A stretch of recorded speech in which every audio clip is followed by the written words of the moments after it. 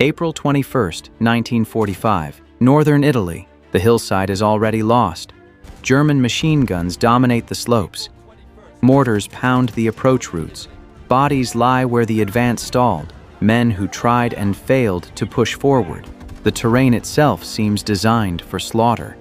Rocky outcroppings provide natural cover for German gunners, while offering almost nothing for advancing American troops. The angle of the hill means attackers must climb directly into overlapping fields of fire, a tactical nightmare that any infantry officer would recognize immediately. The Germans have had weeks to prepare these positions. They've calculated the ranges. They've zeroed their weapons. They know exactly where attackers will try to find cover, and they've positioned their guns accordingly. Orders come down the line. Hold if you can. Withdraw if you must. Most soldiers would take that second option. The mathematics of the situation are brutal and undeniable. Continuing the assault means absorbing casualties that could cripple the unit. The smart play, the textbook play, is to pull back, regroup, and find another approach. But one man doesn't, wounded, bleeding, pinned down by fire. The position is gone, and Daniel Inouye refuses to leave. What follows is not a story of recklessness. It's not a tale of a man who didn't understand the danger. Daniel Inouye knew exactly what he was facing. He understood the odds. He made his choice anyway. If you're here for real frontline history, not Hollywood shortcuts, subscribe to Frontline Journals now. We tell the stories where retreat made sense, and someone stayed anyway. Daniel Inouye was born in Honolulu, Hawaii, on September 7, 1924. He grew up American in every sense: school, language, values, but after Pearl Harbor that stopped mattering, because Inouye was Japanese American. The attack on Pearl Harbor on December 7, 1941, changed everything for Japanese Americans living in the United States. Overnight, families who had lived in America for generations found themselves viewed with suspicion and hostility. The faces that had been their neighbors' faces were suddenly the faces of the enemy. Inouye was 17 years old when the bombs fell on Pearl Harbor. He was a senior in high school, a young man with plans and dreams like any other American teenager. He watched the Japanese planes fly overhead and saw the destruction they left behind. He also saw how quickly his country's attitude toward him and his family changed. Across the United States, Japanese Americans were being rounded up and sent to internment camps. Executive Order 9066, signed by President Franklin D. Roosevelt on February 19, 1942, authorized the forced relocation of approximately 120,000 people of Japanese ancestry, the majority of whom were American citizens. Families were stripped of property. Businesses built over decades were abandoned or sold for pennies on the dollar. Loyalty was questioned by default. The constitutional rights that Japanese Americans had been taught to cherish were suspended indefinitely. In Hawaii, the situation was different, but no less painful. The Japanese American population was too large and too essential to the local economy to intern entirely. But suspicion remained. Japanese Americans were classified as enemy aliens regardless of their citizenship status. They were barred from military service, told in effect that their country didn't trust them enough to let them fight. Inouye volunteered anyway, not to prove a point, not to make a statement, but because he believed the uniform mattered more than the prejudice. When the government finally allowed Japanese Americans to enlist in 1943, Inouye was among the first to sign up. He understood what he was doing. He was volunteering to fight for a country that had questioned his loyalty, that had imprisoned people who looked like him, that had treated his community as potential traitors. He did it anyway. He joined the 442nd Regimental Combat Team, an all-Japanese American unit that would become one of the most decorated units in U.S. military history. The 442nd was formed in 1943, composed primarily of second-generation Japanese Americans, Nisei, from Hawaii and the mainland. Many of the mainland soldiers had volunteered directly from the internment camps, choosing to fight for the country that was holding their families prisoner. The unit's motto was "Go for broke," a Hawaiian gambling term meaning to risk everything on a single bet. It was an appropriate motto for men who were gambling their lives on the hope that their sacrifice would prove their loyalty. From the beginning, the 442nd was given the most difficult assignments. Commanders knew they could rely on the unit to take objectives that other units couldn't. The 442nd became known for accomplishing the impossible, because they were often given the impossible. By 1945, the 442nd had already earned a reputation that few units could match. They had fought through Italy and France, suffering casualties that would have broken lesser units. The Purple Heart Battalion, as one of their component units was nicknamed, had earned more Purple Hearts than any other unit of its size in American history. Italy was no different. Strategic context: Northern Italy, 1945. By spring 1945, the war in Europe was nearing its end, but the fighting was still brutal. The Allied forces had been grinding their way up the Italian peninsula for nearly 2 years. What had begun as a rapid advance following the invasion of Sicily in 1943 had become a bloody war of attrition. The Italian terrain, mountainous, rugged, crisscrossed by rivers and valleys, heavily favored the defenders. Northern Italy was mountainous, heavily fortified, and ideal for defense. The Gothic Line, a series of German defensive positions stretching across the peninsula, had held for months. German engineers had spent the previous year building bunkers, laying minefields, and positioning artillery to cover every approach. German units used elevation, interlocking fire, and terrain to delay Allied advances. A single, well-positioned machine gun could hold up an entire battalion.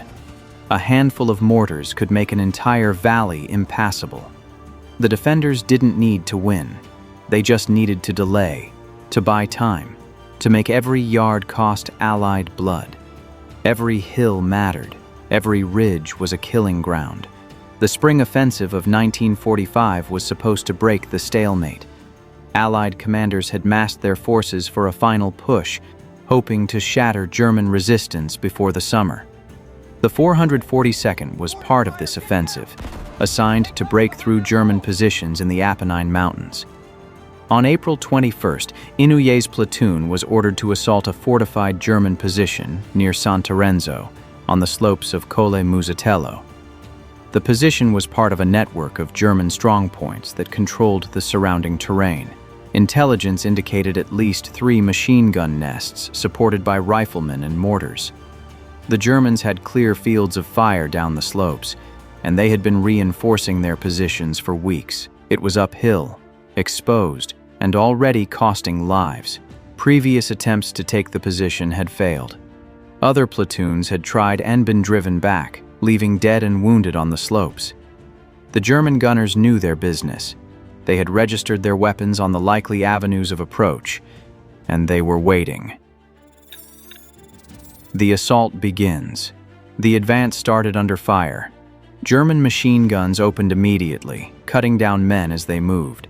The distinctive ripping sound of the MG-42, firing at 1,200 rounds per minute, filled the air. Men dropped before they had taken 10 steps. Mortars exploded along the slope, sending dirt and shrapnel through the air. The German mortar teams had pre-registered their targets. They didn't need to adjust their fire. They already knew exactly where the Americans would be. The platoon stalled, pinned, bleeding, losing momentum. This was the critical moment that determines the outcome of any infantry assault. When men go to ground under fire, it takes an extraordinary act of leadership to get them moving again. Every instinct screams at a soldier to stay down, to find cover, to wait for the fire to lift. Standing up means death. Daniel Inouye was a second lieutenant, leading from the front. At 20 years old, he was responsible for the lives of dozens of men who were looking to him for direction, for courage, for an example to follow. He didn't hesitate. He stood up and charged. Pause here. You're leading a platoon uphill. Your men are pinned down. Fire is coming from every direction. Do you pull back, or do you go forward alone? Drop a comment. I read everyone. One man against the position. Inouye advanced alone. While his men remained pinned, he moved forward through the fire. Every step was a gamble. Every second exposed, he could have been killed. The German gunners shifted their fire toward this lone figure charging up the slope, but Inouye kept moving. He threw grenades as he moved, neutralizing one machine gun nest, then another. His technique was methodical, despite the chaos around him. He would work his way close enough to throw, then hurl the grenade and immediately move to a new position. The Germans couldn't track him. By the time they adjusted their fire, he was already somewhere else. Each position silenced allowed his men to move a few yards forward. As the volume of fire decreased, the pinned soldiers began to advance, following the path their lieutenant had cleared for them. Then a German grenade detonated near him. The blast shattered his right arm. Shrapnel tore through muscle and bone, severing tendons and shattering the elbow joint. His arm hung useless, nearly severed, held on by little more than skin and the remnants of his uniform sleeve. The pain must have been extraordinary. A wound like that would send most men into immediate shock. The human body has limits, and those limits had been exceeded. Most soldiers would collapse. Inouye didn't. He grabbed a grenade with his good hand. It was already live. In the chaos of the explosion, Inouye had been in the process of throwing when the German grenade hit him. His shattered right arm still clutched the live grenade he had been preparing to throw. The fuse was burning. He had seconds before it detonated. As he tried to throw it, the shattered arm clamped down involuntarily, pinning the grenade against his body. For a split second, everyone froze. The soldiers who could see him watched in horror. A live grenade was pressed against their lieutenant's chest. There was nothing they could do. They were too far away to help, and even if they could reach him, there wasn't time. Inouye didn't freeze. He didn't panic. He pried the grenade from his own dead fingers with his left hand. Think about what that means. He reached across his body, grabbed a live explosive from his own shattered limb, and wrenched it free. The pain of that action, manipulating a destroyed arm while knowing he had seconds to live, is beyond imagination. Inouye ripped the grenade free with his left hand and hurled it into the enemy position. It exploded. The machine gun went silent. Inouye kept moving. The position was lost. Blood soaked his uniform. The sleeve of his right arm was dark with it. Every step left traces of red on the rocks and dirt. He was bleeding out, losing blood at a rate that would kill most men in minutes. Shock should have taken him. The human body has automatic responses to catastrophic injury. Blood pressure drops, the mind clouds, consciousness fades. These are involuntary reactions, built into our biology over millions of years of evolution. They cannot be overcome by willpower alone. It didn't. Inouye continued to advance, firing his weapon one-handed, directing his men forward. He had shifted his Thompson submachine gun to his left hand and was firing it awkwardly, one-armed as he moved. His commands to his men were clear and steady. He pointed out targets. He directed fire. He continued to lead. A third German position opened fire. This nest was better protected than the others. The German gunners had positioned themselves behind rock outcroppings that provided excellent cover. They had seen what Inouye had done to the other positions, and they were ready for him. Inouye stood upright in full view and returned fire. He made himself a target deliberately. By drawing the German fire toward himself, he gave his men the opportunity to maneuver. It was a textbook example of fire and maneuver, except that the person providing the base of fire was a one-armed man bleeding to death on a hillside. A bullet struck him again, this time in the leg. He went down, but he didn't stay down. He crawled forward, still firing, still directing his men. Still, he refused evacuation. Medics tried to reach him. His men begged him to fall back. He ignored them all. There was still a position to take, and he wasn't finished. The attack only stopped when the objective was secured.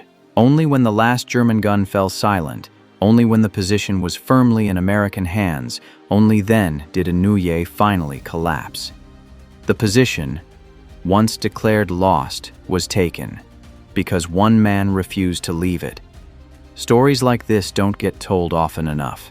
If you want more true frontline moments, from World War I to modern conflicts, subscribe to Frontline Journals. This is exactly what we do here. Daniel Inouye survived, but his right arm was amputated. The surgery was performed in a field hospital shortly after the battle. The arm was too badly damaged to save. The shattered bones, the severed tendons, the massive tissue damage. There was nothing the surgeons could do but remove it cleanly and hope he survived the shock. He spent months recovering. First in Italy, then in military hospitals back in the United States. The road to recovery was long and painful. He had to relearn how to do everything with one arm. He had to adjust to a body that would never be whole again. But he never complained. He never expressed bitterness. He focused on what he could still do, not on what he had lost. For his actions at Santorenzo, he was initially awarded the Distinguished Service Cross, the second highest military decoration for valor in combat. Decades later, in 2000, his award was upgraded to the Medal of Honor as part of a review of Asian American soldiers who had been passed over due to racial discrimination. But medals don't capture what happened that day. This wasn't reckless bravery. Reckless bravery is charging blindly into fire without thought or purpose. What Inouye did was calculated. Every action had a purpose. Every move was designed to accomplish the mission and protect his men. It was controlled violence under pressure. He maintained tactical awareness throughout the assault. Even with a shattered arm, even bleeding from multiple wounds, he continued to think clearly and direct his men effectively. It was leadership when retreat was logical. Any commander would have understood a decision to pull back. The position was lost. The odds were impossible. But Inouye understood something that the calculations didn't capture. Sometimes the impossible is exactly what needs to happen. It was commitment beyond pain. The human body has limits, but the human spirit can exceed them. Inouye proved that day that determination can override biology, that will can triumph over wounds that should be fatal. After the war, Daniel Inouye returned home. He had planned to become a surgeon before the war. That dream died with his right arm. A one-armed surgeon was not practical in the 1940s. He had to find a new path. He went to law school, earning his degree from George Washington University Law School in 1952. He returned to Hawaii and entered politics, driven by the same sense of duty that had carried him up that hillside in Italy. And he spent decades serving the United States as a U.S. Senator. Daniel Inouye served in the United States Senate from 1963 until his death in 2012. Nearly 50 years of continuous service. He became one of the most respected members of the Senate, known for his integrity, his bipartisanship, and his dedication to his constituents. He served on the Watergate Committee that investigated President Nixon. He chaired the Iran-Contra hearings. He became president pro tempore of the Senate, placing him third in the line of presidential succession. The boy from Honolulu, the soldier who had been classified as an enemy alien, rose to become one of the most powerful figures in American government. He never used his injuries for sympathy. In decades of public life, he rarely discussed his Medal of Honor action unless directly asked. He deflected praise and redirected conversations toward the other members of the 442nd, toward the men who didn't come home. He never glorified the fight. War to Inouye was a terrible necessity, not a romantic adventure. He understood its costs in ways that most politicians never would. That understanding shaped his approach to military policy throughout his career. When asked about that day in Italy, he spoke calmly, almost clinically. He did what needed to be done. That simple statement captured everything. There was no boasting, no drama, no embellishment. He had faced an impossible situation, and he had done what was necessary. That was all. At Santorenzo, the position was lost. The terrain favored the enemy. High ground, good cover, clear fields of fire. Every tactical advantage belonged to the Germans. The firepower was overwhelming. Machine guns, mortars, rifles, all zeroed on the approaches, all ready to cut down any attacker. Retreat made sense. Any commander, any soldier, any analyst would have understood a decision to pull back and find another way. But Daniel Inouye stayed. He stayed when the bullets were flying. He stayed when his arm was shattered. He stayed when any reasonable assessment would have declared the situation hopeless. And because he did, the position held. One man changed the equation. One man's refusal to accept the mathematics of the situation transformed an impossible assault into a successful attack. One man's commitment inspired others to follow where logic said not to go. That's what leadership looks like. Not speeches, not plans, not strategies, but the willingness to be first into the fire and last to leave. Daniel Inouye showed us what that means. If this story stayed with you, hit the like button. It helps this channel reach others who care about real military history. Subscribe to Frontline Journals. Next up, another true frontline story where surrender was expected and refused. I'll see you there.